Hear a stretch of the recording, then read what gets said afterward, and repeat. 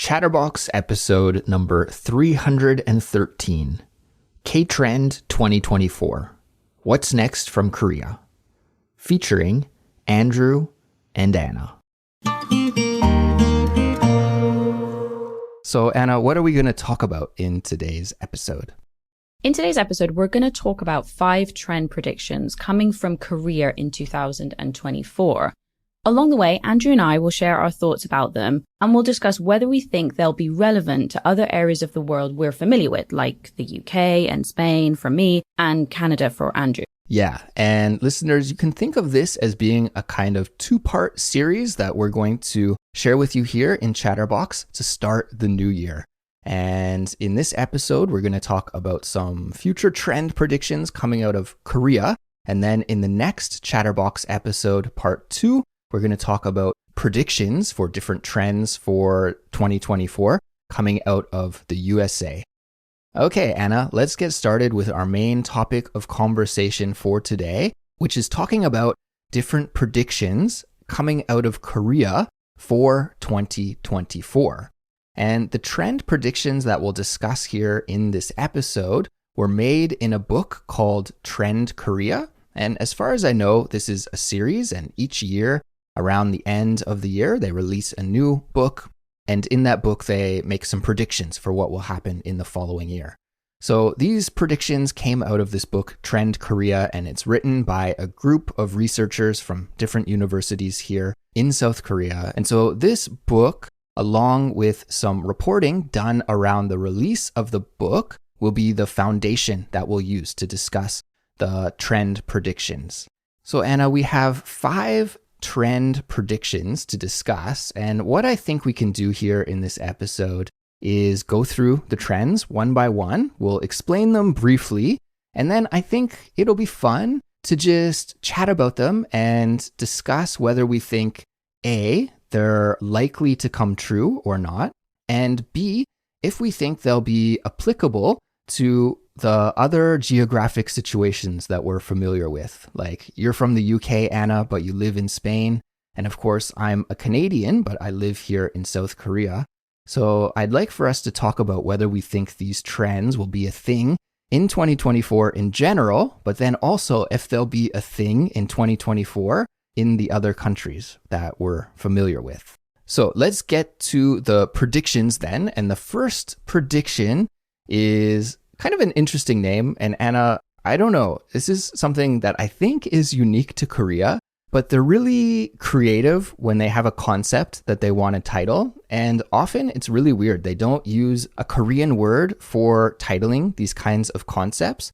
They'll use a kind of English borrowing, which I think can be problematic sometimes because often English speakers can't understand what these English titles are that the Korean people make. But that's a topic for a different episode. So let's get right to it. The first trend then is called Homo promptus. Homo promptus. And here, Homo, I think, is like Homo sapiens, talking about the species of humans. Homo promptus. And promptus is just, I think, the word prompt with a kind of funny scientific sounding ending on it. So it's talking about humans that prompt. And now, why do humans need to prompt? Well, because these days there are so many different AI tools for creating lots of different things like writing text or coding or, many, many things that you can use ChatGPT for, or for prompting different AI tools to create art or music or video. Some of the things that we've talked about before on Chatterbox, like deepfakes, right? We can prompt AI systems these days to create lots of different kinds of things. And so this prediction for 2024 then is that humans will explore and continue to develop skills to interact with AI effectively, and that this will be a huge, huge, huge skill set for humans to have in the future. So Anna, I'm wondering, what are your thoughts about this Homo promptus? Do you think that this is an accurate prediction that this skill will be more and more useful in the future and more sought after in the future?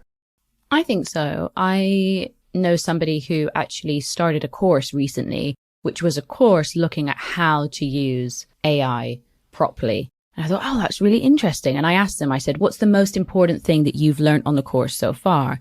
And they said, you need to interact with it in a specific way. It's not like writing a question as if you would ask a person. There is a technique, there's a method that you can use to get it to work best for you. So I absolutely think that this will be a trend in 2024. I think 2023 was like the rise of ChatGPT. And I think now in 2024, people are going to be like, okay, how can I get this tool to work even better for me? I also think that maybe there'll be even more niche AI tools in specific sectors as well that will probably come out of the woodwork, I don't know, in 2024. So I definitely think this is a trend all over the place, not just in Spain or the UK or South Korea. I think it's going to be a trend all over the place. Yeah, I think you said that really well, and I completely agree. I think the manipulation of knowing how to use these different AI tools is going to be super key.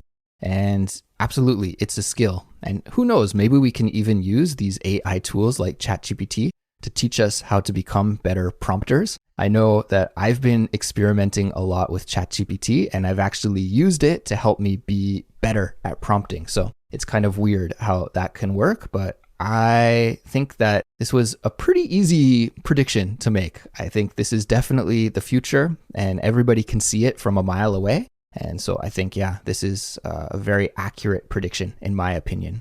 Now, coupled with this Homo promptus prediction, there was another prediction made, which is related. So why don't we quickly talk about it? And that is human oversight over AI. This will be a really important thing in 2024, human oversight over AI. So the prediction made in this Trend Korea book was that human oversight over AI applications is going to be super, super crucial. So many people are worried that AI is just going to completely take over everywhere and everything, right? But actually, they think it's not quite at this level yet. However, coupled with humans, so AI and humans working in tandem together, well, this is going to create the best results. So we'll see an expansion of AI into many various different parts of our lives, but it can't just be fully AI yet. It has to be coupled with human oversight. So I'm curious, Anna, what do you think about that?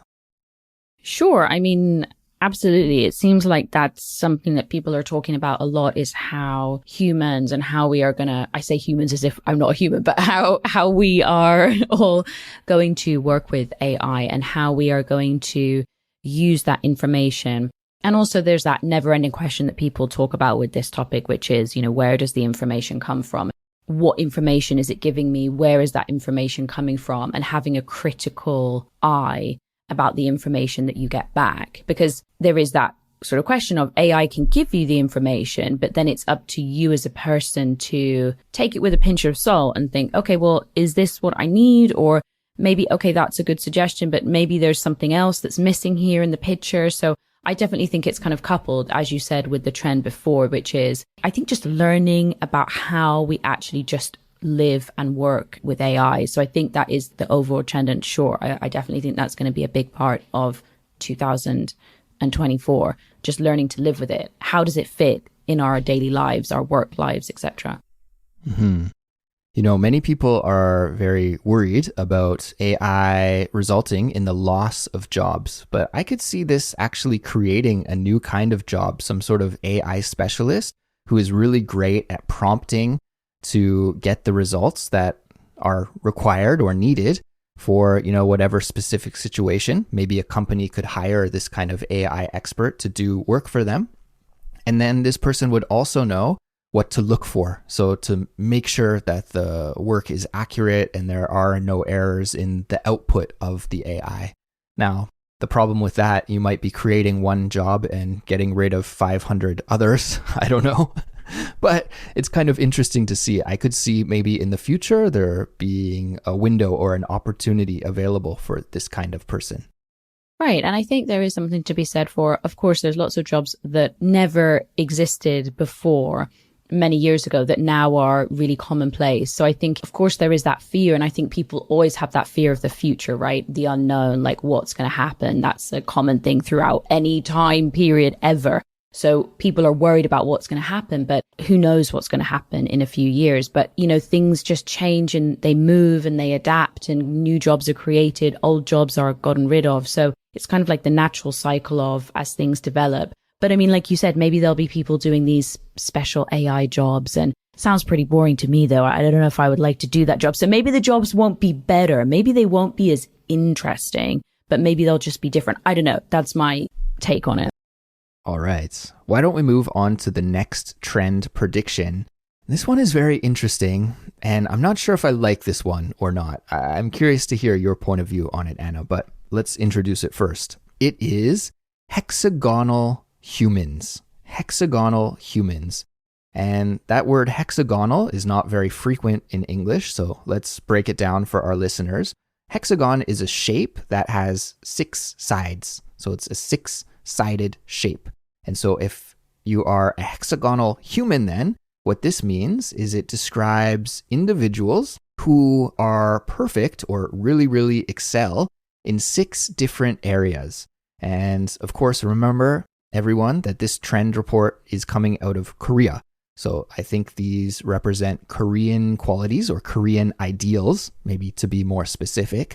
So the 6 key areas on the hexagon are family background, wealth, appearance, occupation, educational background, and personality. And if you are a fully realized hexagonal human, then you will have good qualities in all of these 6 different areas. So, Anna, I don't know, does this sound like a realistic thing that somebody could achieve becoming a hexagonal human? Or do you think like people will idealize hexagonal humans in 2024? When I read that trend, I thought it was interesting because the first thing when I read that, I was like, wow, that's a lot of pressure. It's like, okay, I've got to have the family background, the wealth, the appearance, the occupation. So for me, I was like, that's not really a trend I think is familiar to me. For example, in Spain, I wouldn't say that type of trend of, you have to be perfect in every single way. In fact, I think there is an opposite trend of, well, maybe not opposite, but that counters that, which is I'm fine the way I am. Now, I'm not saying that either one is better or worse. I'm just saying that there is that sort of narrative of I'm fine the way I am. I'm perfect the way I am. But yeah, when I read that, I thought, wow, that sounds like a lot of pressure to maintain that or to have that, the sides of the hexagon. And if I'm not a hexagon, if I'm a square, that's it. I'm not going to meet the ideal. So I read that and I thought, wow, that sounds like a lot of pressure on individuals. And also I think maybe people see others and they think, wow, they're a hexagonal human. They have everything figured out. But I would also say maybe that's how it looks, because everybody has a public persona or like a social media persona that maybe looks like they're a hexagonal human, but everybody has their own problems. Everybody has their own things going on that people never see. So I would also say that there's an element of that as well, of like, is it really attainable to have all of these like 6 absolutely, perfect? I don't know. That's what I thought, Andrew, when I sort of first read that. I wonder what you thought. Yeah, I thought that it seems like a very foreign concept to me, even though I've lived in South Korea for many years. As a Canadian, this seems like just really strange because I think we value hard work and becoming your own person and achieving your own success. And it doesn't really matter about what your family background is. In fact, if you come from like a background that was underprivileged, or maybe you had a rough family upbringing, or, something like that, you have some tragedy in your early life and maybe your family is not there to support you, then we almost even think that that's more amazing. And we're like, wow, you had to overcome so much to find success. So the family background for me especially seems like the most foreign of the concepts. Of course, we still do have that, right? Like we have the royal family in the UK and there are, certain children of presidents and stuff. Like there are people who have these rich family pedigrees, which are respected. But at the same time, I think that's not so important in the West. Of course, things like being rich and being beautiful and, having a really great job and all of these things are also things that are valued in Canada and in Canadian society. But I don't think we think that we have to be perfect people to this extent. And I don't think we're so focused on achieving these goals. But I don't know, maybe I'm wrong. Maybe in 2024 here, we'll see hexagonal humans appearing in Canada as well. Mm-hmm. Yeah, maybe. And I think coming back to what I said before, I actually think there's other trends in 2024, like taking care of yourself or celebrating the fact that you're not perfect and actually going with that rather than this, I have to meet all of these standards and expectations. So maybe yes, but I think there are some other trends in 2024 that are in a way opposed to that, or it's more about being who you are and celebrating that rather than meeting all these expectations. But I guess maybe that's a cultural difference as well. So it's really, really interesting to hear about that trend, actually. Really interesting for me. Yeah, very interesting. And I think in part 2, the next episode, when we talk about trends coming out of the USA, maybe we'll be able to get into that point a little bit more. So let's put that thought on pause and just keep it in the background, and listeners will come back to it in the next episode. But for now, how about we transition to trend prediction number 3? And trend prediction number 3 is about how 2024 will see a more time-efficient society. Time-efficient society. So this prediction is all about that there will be a shift in consumer perception of time from hours to minutes and seconds. So instead of hours being the main unit of counting time, people will be more focused on smaller amounts of time, like minutes and seconds. And this will result in a priority for time effectiveness over cost effectiveness. So really in that, age-old debate, time or money, what is more valuable to you? This is going to see a more of a focus on time, and time being more important to people than money. And I guess the basis for this prediction, as far as I know, and maybe I can speak to this a little bit since I do live in South Korea, is that people work really hard here and people are really busy and they put in long hours and they work hard, but they don't really have the time to play hard. And so people are spending so many hours and so much of their time, maybe not even in the office, but commuting to the office. And it was funny when we were reading the review, I think from Roger earlier at the top of the show, Anna, and you were like, oh my God, Roger, you're commuting for an hour. And in my head, when you said that, I was like, oh, an hour is not so bad, because for most people who work in Seoul, they actually, well, I don't want to say most people, but many, many people who work in Seoul don't actually live in Seoul and they commute. They live in one of the suburbs or one of the satellite cities and they commute into the city every day. And a 1 hour commute time is just very standard and in fact kind of enviable, because I think there are probably hundreds of thousands or millions of people who have to commute for an hour and a half or 2 hours each day. And that's one way. So you could imagine, if you have to wake up super early in the morning, 2 hour commute, work for, 9, 10, 11 hours, and then another 2 hour commute home. That doesn't leave you with much free time, right? You've just spent all of your day working or commuting and you have no free time left over. So I think there's a mindset in many people like, what am I doing this for? I'm just working. I'm just this kind of slave to the job and I'm not enjoying my life. So I'm accumulating some money maybe, but I have no time to spend that money or to enjoy myself. So the time efficient society here then is putting more of a focus on time and thinking like, hey, money is no good if you don't have any time to use it. And I don't know, Anna, what do you think about this prediction? It's interesting because the way that I reacted, you're absolutely right. Because for me, because I work from home, the idea of commuting for an hour for me is like, oh my goodness, I can't imagine. Because, I get up and I go into my living room and I start working, or occasionally if I have to do things face to face, but it's within the city. So for me, the idea of commuting is kind of almost even disappeared. And if you said to me, Anna, you have to commute for 2 hours every day, I'd be like, whoa, whoa. But like you said, actually, there's many people, and even in Madrid here in Spain, there's many people that come into Madrid that spend hours commuting every single day. So I think there's always that push to make the most of their time. And I was reading about another thing in Korea, which I found really interesting, about people wanting to take quarter days off or half days off, like just trying to kind of maximize any kind of free time that they can. I thought that's really interesting because I like that idea because, sometimes if you have a medical appointment or there's just something that you want to do, maybe you don't want to take the whole day off, but maybe you want to make the most of your time and take 2 hours off or just 2.5 hours or a half day. And I thought that's a really interesting trend. And I don't know whether that trend would fly somewhere like Spain right now, because I think they have a slightly different working culture. But I thought that was a really interesting idea for how to make the most of your holiday time that you have allocated each year in a more time efficient way, or a way that you want to spend it. So I thought that was a really interesting trend that was in one of the articles that you sent me. Yeah, I think so too. And actually, it's funny to relate it back to the commuting talk that we were just having a second ago. I have a friend who took one of those micro days off, like I think a quarter day off. And the reason why he took the quarter day off the other day was because he didn't want to have to take the train in rush hour. So he took the morning off so that he could take the train later in the day when it's not as packed, which is a little bit sad, right?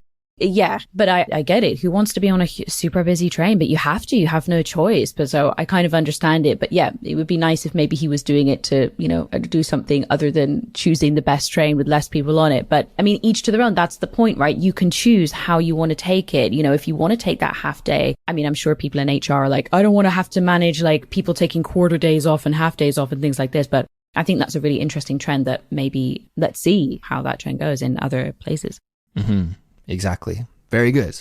Okay, let's move on to the next trend prediction, which is one about how people will spend their money and how businesses will market to consumers in 2024. So this trend is all about variable prices. And the prediction is that consumers in Korea are going to be more open-minded to varied pricing systems, where prices are broken down into categories or segments, which allows for lower overall costs and additional charges for specific things. So I think, Anna, what this means, I heard it in reference to golf, talking about golf. Golf is really popular here in Korea these days. It's a huge, trendy sport, but it's an expensive sport. And to go golfing at an actual golf course can be really, really expensive and cost hundreds of dollars.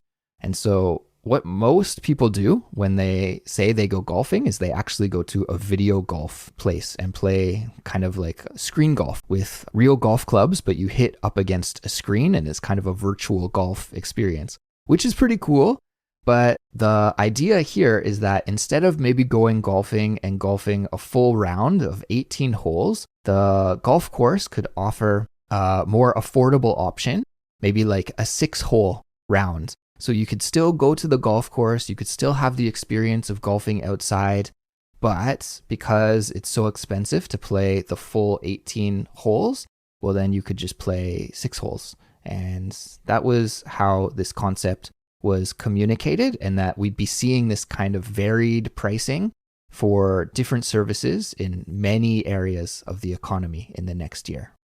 Yeah, it's interesting. I can't say that I've been very conscious of this variable pricing, for example, in Madrid or Spain. I mean, there are things where I notice where they give you kind of different price options. I mean, it seems interesting, the example you gave there about golf, like why not? If it makes something like this sport, which is generally sometimes quite difficult to access, or it's very expensive, as you said, so the cost tends to be quite a big barrier for people.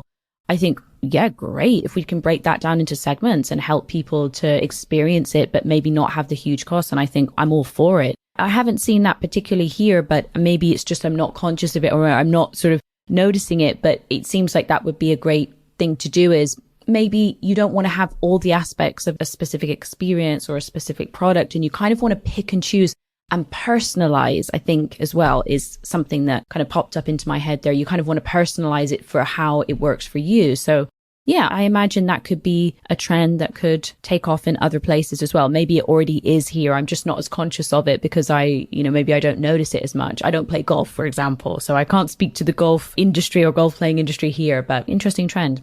Yeah, I think one place that you can see it pretty easily is like Netflix, for example. If you sign up for a Netflix membership, they have like the cheapest tier, which maybe I think you have to see some ads if you choose that tier, but the cost is lowest. And then they have like the standard tier, and then they have premium tier and HD tier. And I don't know about all of their different options, but they have, depending on what you want and the service that you're looking for, you can pay a different monthly amount for that service. So yeah, I think I've seen this a lot online, but it will be interesting to see if that makes the jump into brick and mortar stores and the physical world as well. And yeah, I think it could be a good option for a lot of things, like just as a foot in the door, right? To use the golf example again, I also don't golf, but if I were to try golf, I think I would be intimidated to play a full 18-hole round of golf. Like that just seems like a lot.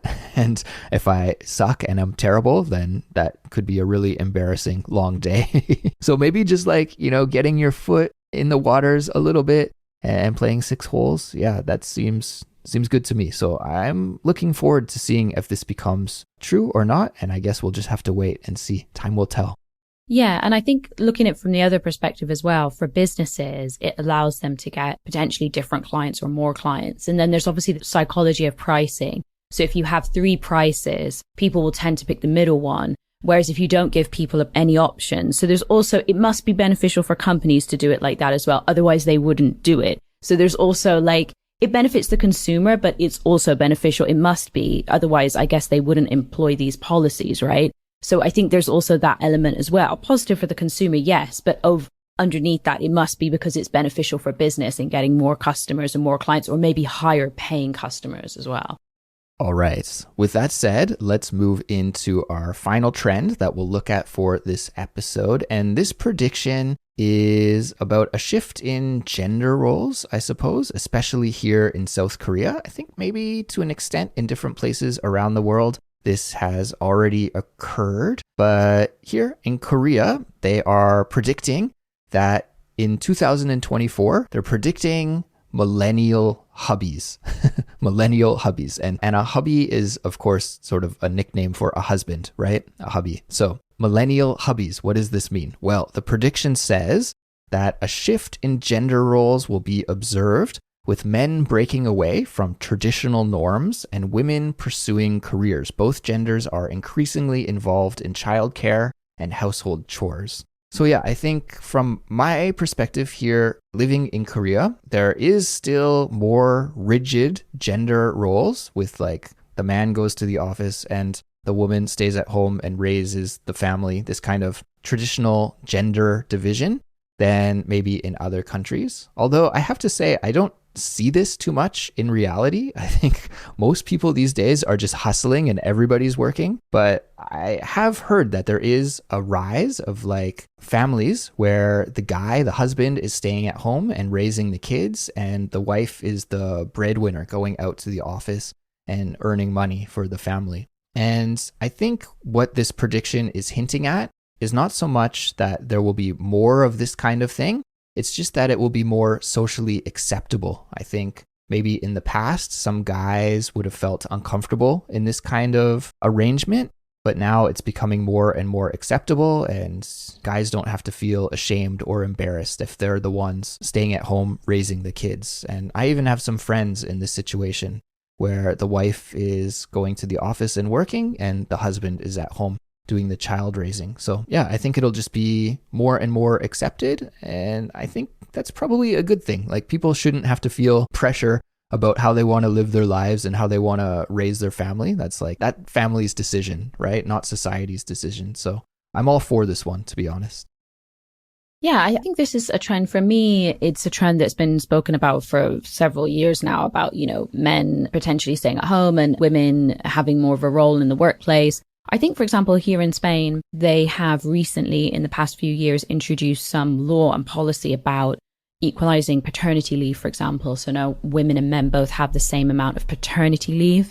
Don't quote me exactly on the specifics, but there have been some steps towards that. And I think that's great. I think that's a step in the right direction. I think young families should be supported. But I think, like you said, Andrew, what I see from my experience is more that actually it's that both parents have to work. It's not necessary that one has to work or the other. It's that a lot of families, both the mum and dad are working, and they have to somehow organize childcare with family or nursery or kindergarten or whatever. So actually, that's what I see more of, is like both families working and trying to kind of make it work and get childcare sorted out, which I can't imagine. I don't have children. So if you're listening and you have children, you think, wow, it's probably something difficult to sort out. So that's kind of where I see it. I have to say, I agree with you. I don't see many, or I haven't heard of or met many people who are stay-at-home dads, which is another term that we use for that. But I think anything to make it easier for young families to have children, I think is a step in the right direction. Yes, especially here in South Korea, where the birth rate is extremely, extremely low. Right, sure. Yeah, we want to encourage people to have children, you know? Exactly.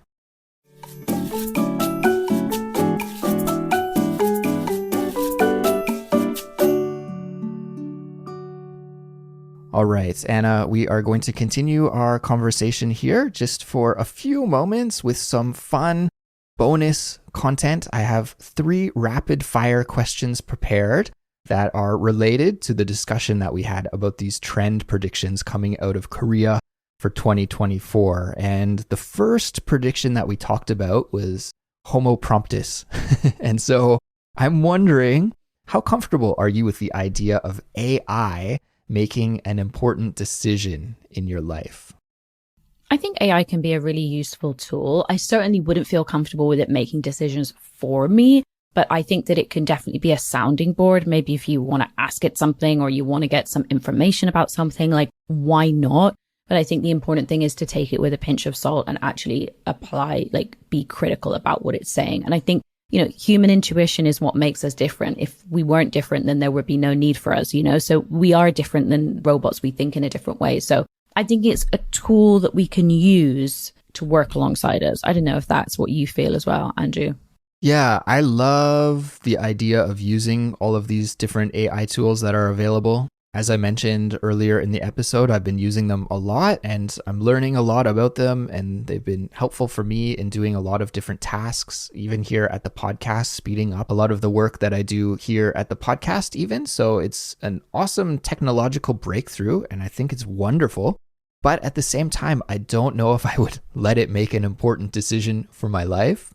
Even recently, I had to arrange some travel plans, and I heard that you could use ChatGPT to make travel plans for you, and it could help you find a great deal on airplane tickets. So I was super stoked to try it out and to see if it would work well. And it didn't really give me any good bargains at all. And in fact, I ended up finding a much cheaper price than it was offered through that service. So I think, yeah, not yet. I'm not ready to sign over my life to AI yet. Maybe one day, but not now. Okay, well, shall I move on to the rapid fire question number 2? Yeah, let's do it. Okay, so Andrew, in your daily life, and this is talking about the idea of time efficiency that we mentioned before. In your daily life, do you prioritize time efficiency over cost effectiveness? And maybe if you could share an example of that, if you do. I think it's case by case and day by day, and it depends how my day is going. But in general, I think I'm sort of cheap and I'd rather save money than save time. And an example of that is last week I had to meet my friends and I was running late, and I thought there are only 2 ways that I could make it to meet my friends in time. One was taking a taxi, which would be expensive, and one would be riding my bike, which would be free. And so I decided just to ride my bike. Now, that was much cheaper, so I saved the money. And it was also much more fun, but it wasn't as fast. I was still like a little bit late in the end. And I also have to say, my friends were like, why didn't you just take a taxi? Like, they all thought I was crazy for not taking the taxi. They all would have taken the taxi in that situation. But I was like, it just seems like such a waste when I can do it myself. I don't know. Like I said, it's case by case. It depends on my schedule and what I need to fit into my day. What about you, Anna? Okay, so I'm more the opposite because I'm like money is time. One of the things I love about my smartwatch is the timer. So I actually time like different sections of my day. So I'm like, I'm going to read for 10 minutes and I put it and then it vibrates when I've finished my 10 minutes. So I'm really big about that. And a good example for me, like your taxi one, is there's a museum near my house and every Sunday they have a free day where you can go and visit the museum for free. But because it's free, there's always a huge queue. But I'm like, I would rather pay and have no queue than queue and not pay. I hate queuing. Like, I really hate it. Like, it for me, it's a waste of time. So anything I can do to avoid queuing, I'm like, perfect. Even if it's free, I would rather pay full price and not queue. So I may be a little bit different, but I agree. It's a case by case basis, but I really value time, making the most of my time rather than necessarily if something's free or not. But it depends on the thing, right? I guess there's obviously a limit of that. If something's free, I'm like, well, I'm going to wait for it. No problem. But if it's not too expensive, I would probably normally just be like, oh, I'll just pay for it and I'll just go when there's no queue. Right, right. Well, I think in that kind of situation, like you mentioned, an experience like going to a museum or gallery, if there are tons of people there, even if it's free, then it's going to ruin the experience and it ends up being a waste of time, right? And so you might save money, but then you just wasted your time. And I would rather pay money than waste time. I think, wasting time is the worst. So in that kind of situation, I'm totally with you. I'd rather pay and just go see it when it's like calm and you don't have to wait in line. Yeah, absolutely. Yeah, I don't know if any of you guys have been to Madrid and you've been to the Prada Museum, but the Prada Museum has something similar on a Sunday. It's free, but it's full of people. You just think, I would rather pay and go when there's nobody and there's no queue. You know what? My wife and I actually went there and we waited in that line because we didn't know it was free that day. We were just planning to go. And then we're like, why are all these people waiting in that line? And it was a huge line, like, guys, ridiculous line. It was still good, but yeah, I think, looking back at it now, it probably would have been better to not wait in that line. We were in there for at least 2 hours waiting just to get in. All right, rapid fire question number 3. Anna, we talked about the hexagonal human concept. I'm wondering, either in your social circle, and if it's somebody that you know personally, you don't have to like mention their name or anything, but social circle or just in the world, like in celebrities or like anybody in the world, can you even think of somebody that fits the description of a hexagonal human? I've been racking my brain trying to think of somebody. And of course, I can think of some people who are like, well, very well educated or very talented, but maybe they're not the most beautiful. Or I can think of really beautiful people, but they're kind of not the most educated. I'm having a hard time thinking of somebody who fits all 6 categories. Were you able to think of anyone? I mean, there's people that, if, for example, I'm using social media, there's people that project that they have, oh, I have a lovely family. I love all my family. Oh, I'm really rich and I'm super beautiful. I mean, they don't say that explicitly, but that's the image that they're giving off, right? I think it comes back to what I said before when we were discussing it. It's like people might give the impression, and that's the outer thing that you see is this, wow, this person has everything together. They have the family, they have the wealth, they have the beauty. But underneath that, there's things that we never, ever see that people don't put on social media or they don't want to. Because remember, it's like a highlight reel, social media. Nobody's going to put on there something about the challenges or the struggles that we have. Although that is maybe a trend that's coming out as people are being more realistic about that. But anyway, nobody's perfect. And I think that sort of comes back to, that's an age-old expression of nobody's perfect. Everybody has their own things. So I can't think of anybody that I personally think is a hexagonal human, but I think it's because you don't really know everything about people normally. And there's always things that are there underneath the scenes, but it's certainly what people project on things like social media. People are like, wow, all these people have the perfect lives. They are the perfect people. And, and then it makes you feel bad that you don't meet that standard. So I don't know. I don't know anyone that's a hexagonal human. I'm certainly not. And I don't think anybody really is, Nobody's perfect, right? Yeah. Or the perfect hexagonal human exists, but their personality is very humble because they have a perfect personality. And that means that they're not on social media bragging about themselves. So we can't see them. So they might be out there, but they're hiding somewhere. I'm not sure. All right. I think we'll wrap things up for this episode, everyone. So we hope that you enjoyed it. Take care, and we'll talk to you next time. Bye-bye. Bye. That brings us to the end of this lesson. Talk to you next time. Bye.